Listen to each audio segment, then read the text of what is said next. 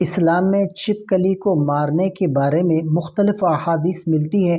بعض روایات کے مطابق چھپکلی کو مارنا جائز اور ثواب کا کام سمجھا گیا ہے۔ اس کی وجہ یہ ہے کہ اسلامی تعلیمات میں ایک واقعہ بیان کیا گیا ہے جس میں چھپکلی کو حضرت ابراہیم علیہ السلام کو آگ میں پھونکنے میں مدد کرنے کا سبب بنایا گیا ہے۔ اس وجہ سے چھپکلی کو نقصان دہ اور ناپاک سمجھا گیا ہے۔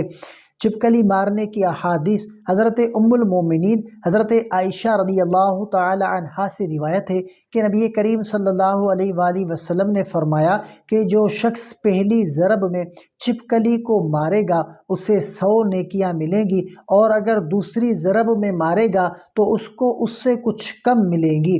فقہاء کی رائے: اسلامی فقہ کے مطابق چھپکلی کو مارنا جائز سمجھا گیا ہے، خصوصاً اگر وہ انسان کے گھر یا زندگی کو نقصان پہنچا رہی ہو۔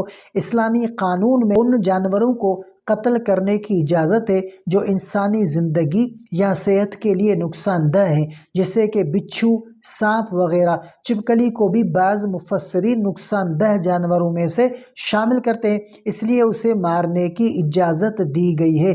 چھپکلی کو مارنا اسلامی تعلیمات میں جائز سمجھا گیا ہے اور بعض حالات میں ثواب کا باعث بھی ہو سکتا ہے، تاہم یہ اس وقت جائز سمجھا جاتا ہے جب وہ نقصان دہ ہو یا گھروں میں گھس کر انسان کو پریشان کرتی ہو۔